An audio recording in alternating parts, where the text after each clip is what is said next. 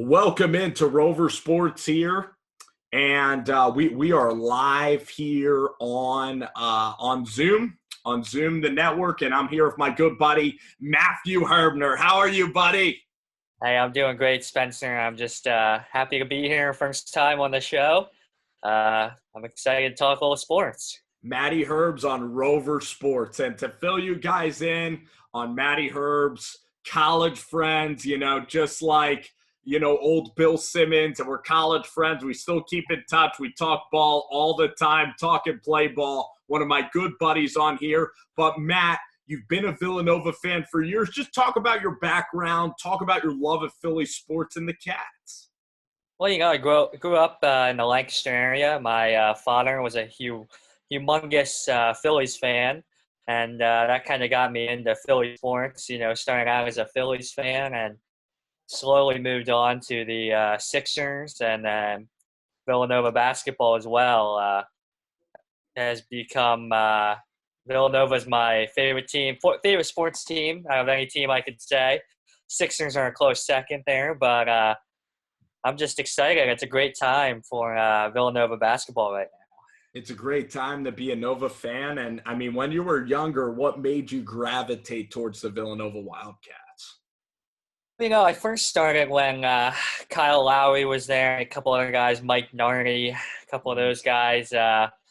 Just always been a fan, and when your dad's a Villanova fan, that kind of gets you going, and you start watching games, and just always been a fan of them. But ever since the beginning, though. Absolutely, Matt. And now's really the glory time of Villanova and the Sixers. It's amazing how this whole community and how all the sports have turned around. I really think with the Eagles winning the Super Bowl, it really broke the seal in the Philadelphia sports scene. Hey, it's been amazing. I agree with you there. We had talked about it before, but Philly's got three major sports teams with obviously the Eagles winning the Super Bowl. The Flyers, they're in a good spot for a playoff position. And then the Sixers are fighting for that 3 seed, maybe a 4 or 5 seed. And then you have the Phillies, who I think are trending in the right direction.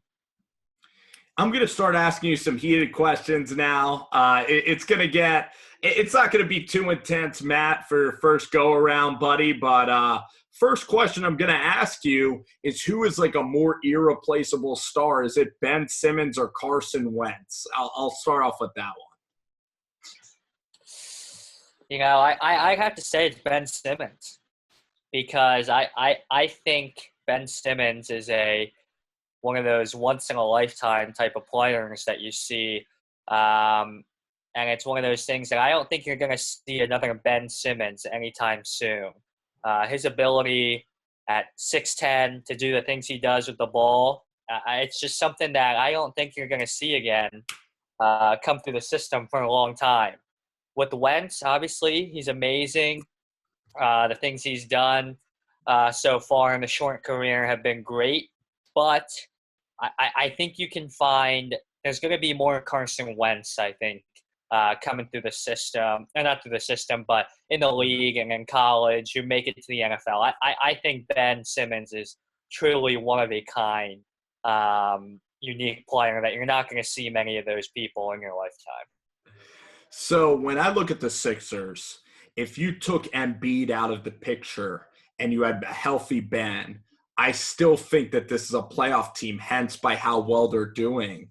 But, what kind of value do you think Embiid has? I mean, obviously he's an amazing scorer, but I'm just kind of thinking out loud right now. With Ben Simmons, I don't know if I'd rather have anyone to start a franchise than him. I'd put him right up there with Giannis. I mean, that's how special this guy is with the basketball. No, I have to agree. In the beginning of the season, it was a little uncertain with Ben and how he would be if he could be a guy you start a franchise around. But the way he's been playing lately, it's been truly amazing. And I agree with you. Now, obviously, I don't think the Sixers are.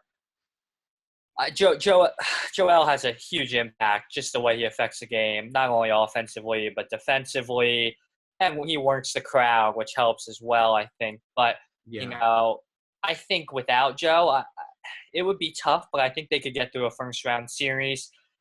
You know, it might be one of those things that it does go 7 games, but the way Ben's been playing and other guys like Dario and JJ, even Covington has been playing well. Then you add some vets like Marco and Eriksson. You know, I think they have a chance. It would be tough if Embiid's not there in the playoffs, but the way Ben's been playing, I mean, the guy's a walking triple-double machine.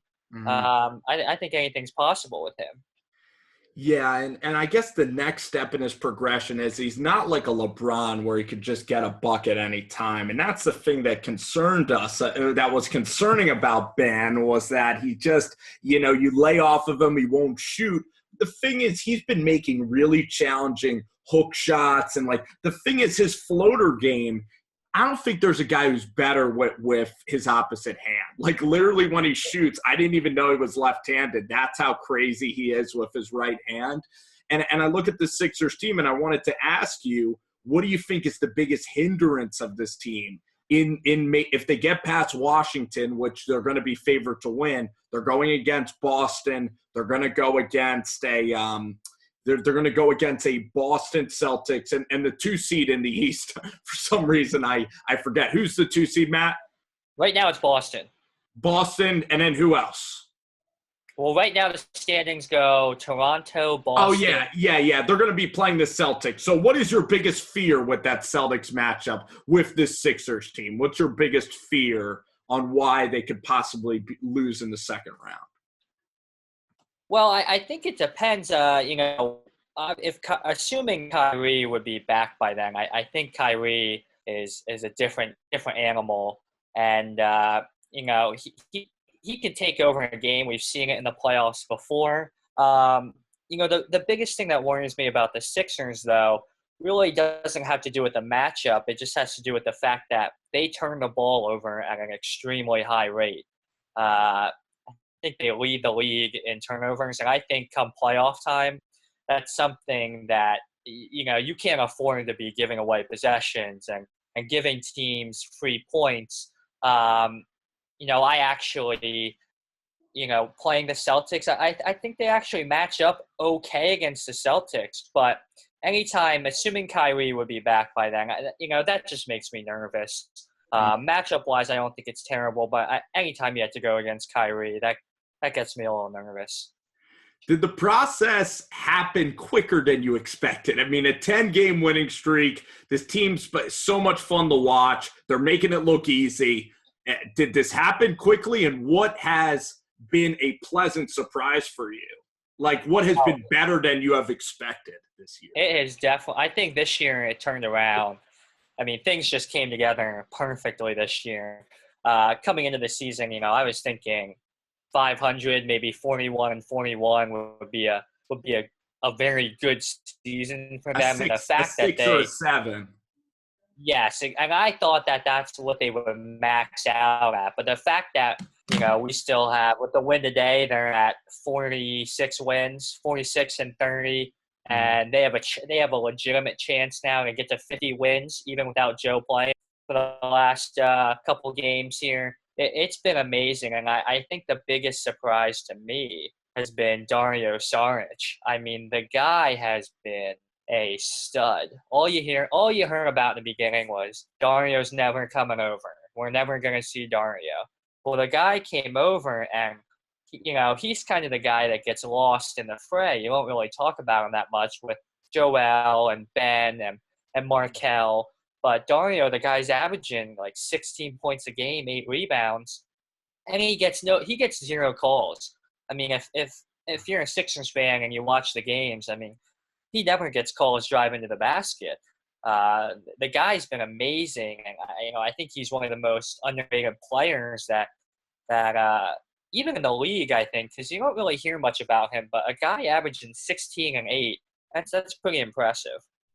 Oh, yeah. Like, I think Dario might even be like a top 35 guy. Like, he's a second option on just about any team in this league. My pleasant surprise is JJ Redick. I mean, this guy, like, he seems like a totally different player. He can shoot off any platform. Whenever you need a three, he can throw it in. I don't know. He's maybe averaging 15, but he can get you 22.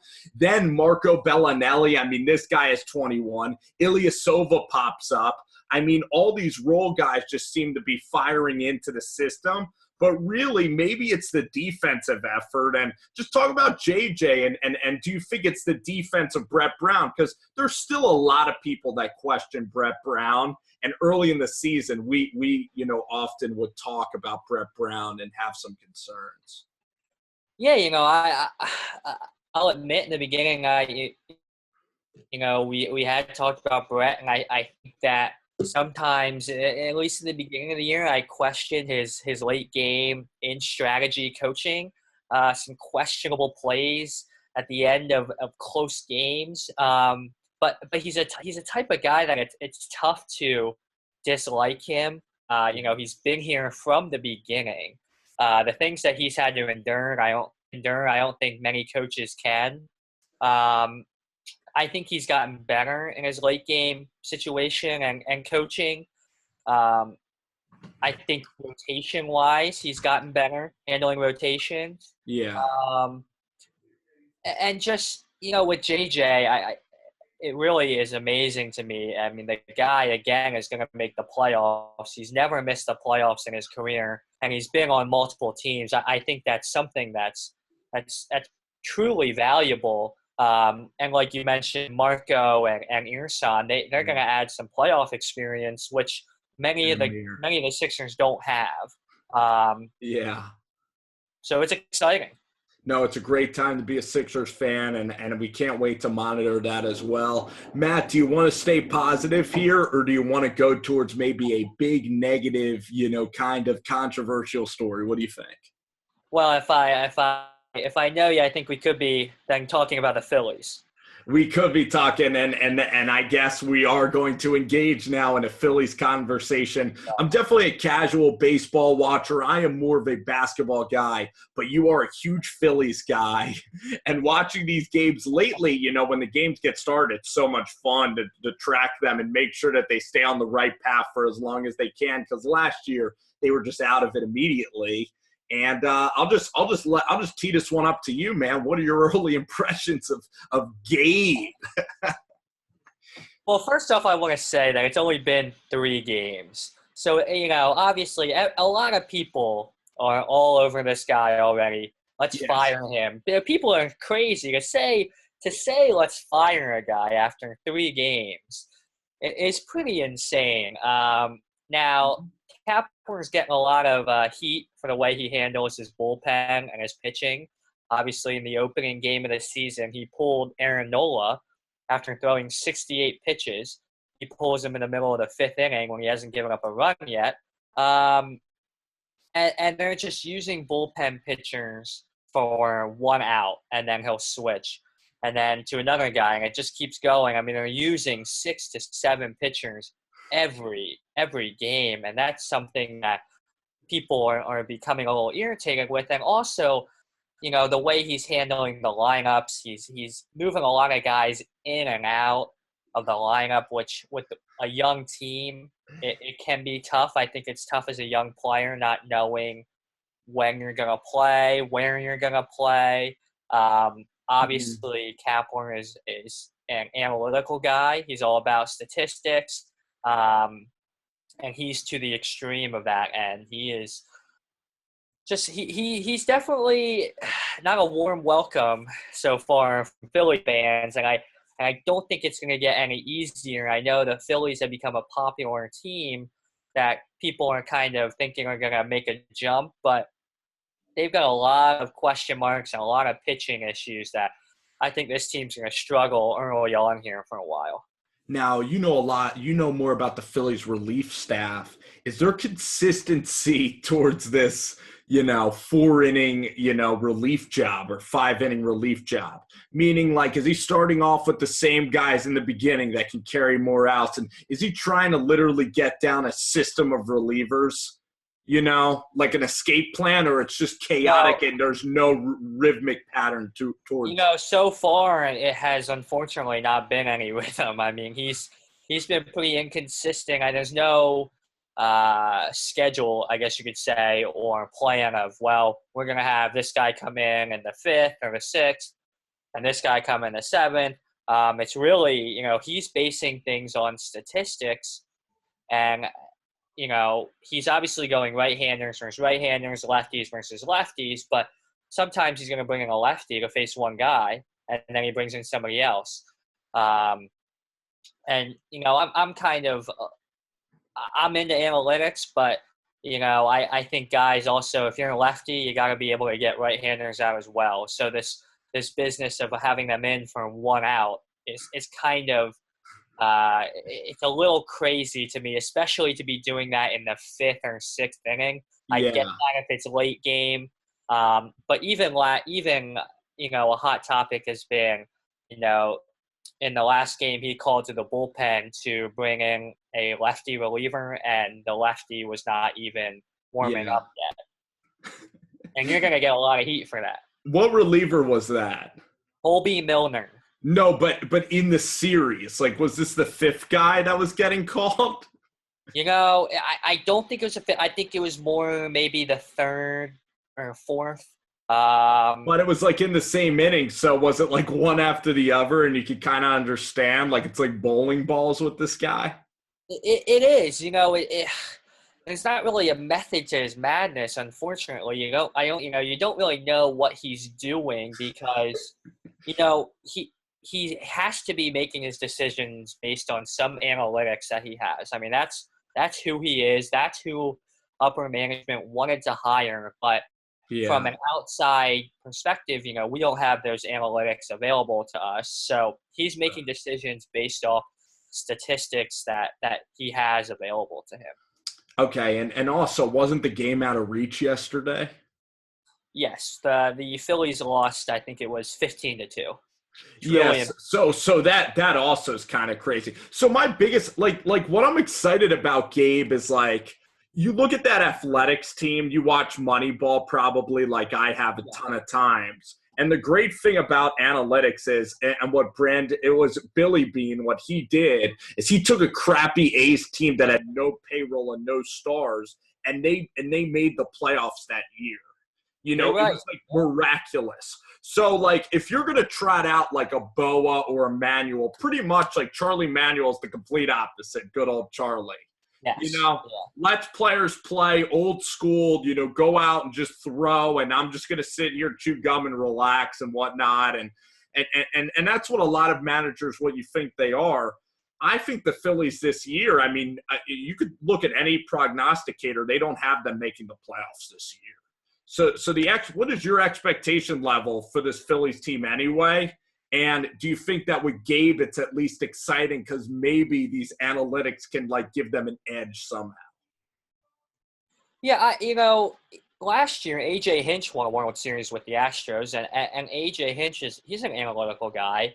I think the thing with Kapler is he is at the far end of the extreme for analytics, which is kind of why. And the Phillies have not had analytical managers in the past. As you mentioned, Charlie Manuel was not an analytical guy. Then they had Ryan Sandberg, who was old school as you can get for a short time. Then they had Pete Buchanan, who also more of an old school type of guy. So it's a brand new thing for the Phillies. Now, expectation-wise, I think if they could get to somewhere in the 70s, mid-70s, maybe 75 to 78 wins. I know some fans aren't going to be happy about that, but I think that's a good that would be a good season. That would be about 78 and 80, 86 maybe, something around there. This is a team that won 60-some games last year, and I think any time you can make an 8 to 10 win improvement, I think would be big. They have a lot of young guys that are unproven. They have a lot of potential, but it's a lot of unknowns, and I think it's going to take them a little while to get going. So I think anywhere, if they could get to 75 to 78 wins, I think that's a successful season for them, and they can build on that going forward. Yeah, I'm going to ask you a couple more questions about Gabe because, it's fascinating with Kapler, man, like a guy being, from Los Angeles, a Jewish guy, but his diet, I mean, he literally looks like he's like a freaking body lifter, a weight. He's 40, he's like 42. Yes. So my biggest concern with Gabe, and I'm probably sure you can relate this, you've played baseball your whole life, is I have a feeling that some of these players are sort of getting pissed off of what's going on with this Gabe. Like I'm worried that the players could start turning on this inexperienced guy that's throwing them everywhere, and they could just be like, "What the heck's this guy doing?" And also, if there's ever a star on this team, this would be like the worst place for a star to go. Yeah, so it's interesting when Kapler first came in spring training, all you heard was the players love this guy. He's this ultra positive manager who almost has a sense of being a friend. He is a very friendly guy, always positive in the clubhouse and out on the field, in the weight room. He's playing music everywhere on the field, in the locker room, in the hallways. There's just all these positive things you're hearing from the players. Now, come to the season, they've got some issues with having too many players to play that need to get at bats, need to get innings, and just not enough positions for them to play. They're log jammed in the outfield, they're log jammed in the infield, and now I think you're right. I think it's going to be, Kapler's one of his biggest goals is going to be to keep everybody happy in the clubhouse, because there's going to be guys, Maikel Franco, J.P. Crawford, even Cesar Hernandez, with the signing of their top prospect, Scott Kingery, he's going to play. You don't sign a guy with guaranteed money like that to a young guy and put him on a team for him to sit the bench. So he's going to play. And then in the outfield, they've got 4 outfielders in Rhys Hoskins, who needs to play. Mm-hmm. Center field, you have Abdul Herrera, who they have a 5-year contract committed to. Then they have Nick Williams, a young guy, and Aaron Altair, another young guy. And, those guys need to play. Now, Hoskins needs to play every day. But then with Herrera, Williams, and Altair, you got to find playing time. That's 3 guys for 2 spots, and it becomes tough. I know Abdul Herrera didn't start the opener, and he wasn't happy. And, rightfully so. He was the everyday center fielder last year. But it's going to be tough for Kapler to keep everybody happy. You know what's funny, Matt, is I really think that this is true, that the opening weekend's a wonderful time for baseball. And even me, I'm a pretty casual fan. During the middle of the summer, it might be tough to continue to catch up. I don't think the timing could be any worse for the social media than literally the first series. You know what I'm saying? If he did this in July, no one's talking about this, but right now. And also, there's a chance that Gabe gets hot, and literally with what the sports media will do, there's a chance he gets hot and nobody's going to be covering him doing well. It just seems like the first impression is just so crazy right now. You're right. And he's, it's crazy. The Phillies, are 1-2, but they blew a lead in the first game. They could very easily be 2-1, and then people probably aren't talking about this as much. But I agree with you. Right now, that first weekend, everybody is watching, and unfortunately, he's just made some questionable decisions while everybody's watching, and the decisions have not gone well. Right. So, I know it's ridiculous, the fire Gabe thing, but if this thing doesn't go well, are you still giving him a year and a half? What's your leash with Gabe? I want at least 1 year. You have to give the guy at least a full season, because there's no way to know if things would work if you fire him any quicker than that. I think, though, if after this season, if this team wins 60-some games again, I could see him possibly getting fired at the end of the season. But I think to fire any coach, there's extreme cases, but to fire a guy and not give him a whole season is kind of ridiculous. You got to let a guy try out his stuff. And the same thing with Kapler. People are just going to have to be patient. There's going to be rough times, but he's got young players too. That's the other thing. He's not in an easy position. Mm-hmm. But I think you got to give him at least 1 year. If things go terribly this year, I would not be shocked if you see him firing in the offseason. I'm excited, though. At least, Gabe, like with baseball, at least we're going to get an opportunity. 162 games. We're talking here of Matt Herbener. Again, he's a journalism student, but he's also he knows a ton about Philly sports. Great buddy of the program. We're going to get you an even more elaborate title here as we go along. and you're joining us here on Rover Sports. And let's finally, we could talk. I know that, we both love Johnny Manziel, but I wanted to I want to give a quick, take on Johnny football, and then we're going to get to Nova and wrap this puppy up. But Matt, Johnny's throwing at A&M. Johnny's trying to make a comeback. We're big Johnny guys. First day I met you, this kid had on a number 2 Johnny Manziel Cleveland, Manziel shirt. I'm like, I got to be friends with this guy. I'm excited. I like you said, I'm a big Johnny Manziel fan. I fell in love with the guy when he played at Texas A&M. Mm-hmm. I was rooting for the guy when he was with Cleveland. I think Johnny's making all the right moves right now. I think obviously it came out he's suffering from bipolar disorder, and I think he's dealt with that. I think that's a serious issue. I think not everybody understands that, but mm-hmm. I truly think that Johnny is starting to change. I mean, the guy has the ability, in my opinion, to play in the NFL. He can make the throws. He's athletic. He's mobile. I don't think, some people might disagree, but I think the guy can make it in the NFL, whether he's a starter or he's a number 2 guy. I think he can at least be a number 2 guy on a team.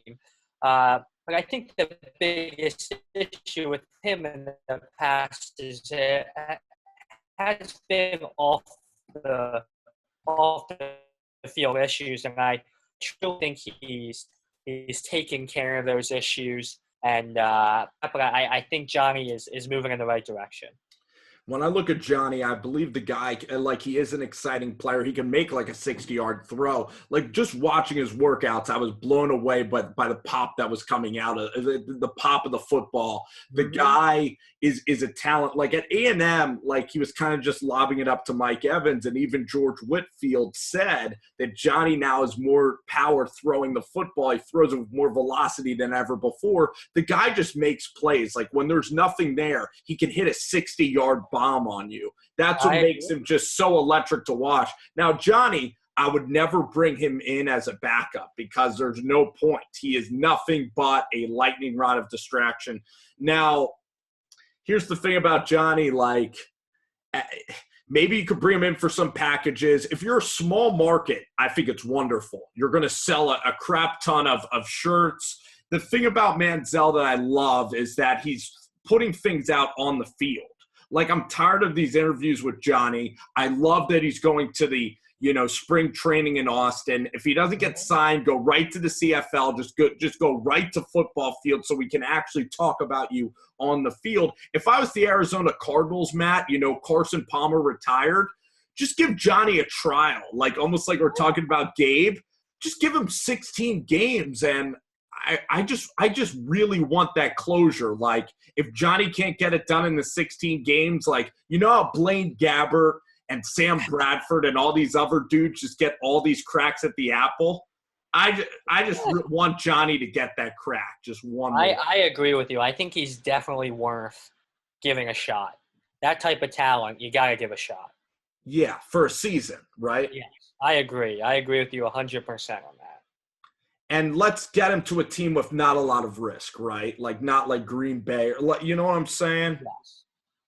Yeah. And we're going to see. So, Matt, we got Michigan tomorrow. Michigan versus your Nova Cats. Jay Wright. How great is this Villanova team? What do you love about this group? How confident are you going into this matchup tomorrow? we talked briefly earlier in the day about how great this team is, and we talked about, is this going to be one of the best college teams ever in a season? And we talked, they don't have the big name guys. They have Jalen Brunson and Mike Bridges, but some of the guys like Eric Paschal, even Amari Spellman, I don't think were known on a national level. And obviously Paschal, after his game yesterday, people know who he is now. I'd say I'm fairly confident going in against Michigan. The way Villanova has been playing, the way their defense has improved, they don't have to rely on making threes. They've shown that they can grind out wins on the defensive end, which is something, they're not going to set a record for threes every night. So it's a very good possibility that Monday it could be a grinding out type of win. Michigan's a good defensive team. After watching the game, you got to think there's no way they're going to give out that many threes and let up that many shots. But the thing that just amazes me with Nova is the amount of options they have. They have 6 guys with the starting 5 and then Dante DiVincenzo that can take over a game. Phil Booth has been quiet. He's still, I think, recovering from the wrist injury. I'm not convinced he's 100%, but that's a guy who had 20 points in a national championship game in 2016. And, Paschal has shown he can take over a game. Omari Spellman has shown he can take over a game. Obviously, Jalen Brunson has that ability. And then Dante DiVincenzo. And then Mike Bridges. That's 6 guys who can take over a game. And they all shoot the ball well. They can attack the basket with the exception of Spellman. Defensively, Spellman and Paschal have been amazing. It's an exciting team to watch. I think they play the game the right way. They make the right pass. I think they all have high basketball IQs. It's going to be an exciting game though Monday. I'm ready for it. No doubt, Matt, and I just hope that they can seal the deal and cement their place in history. Herbie, thanks a bunch, man. It was awesome having you on the show. First time of many, let's hope, man. And you passed the test, man. I had a good time. It was a great time. Thank you, Spencer. Welcome back. Welcome into the Rover Zone, and you're here to stay, Herbie, and thanks a ton, man. All right, thank you. No doubt.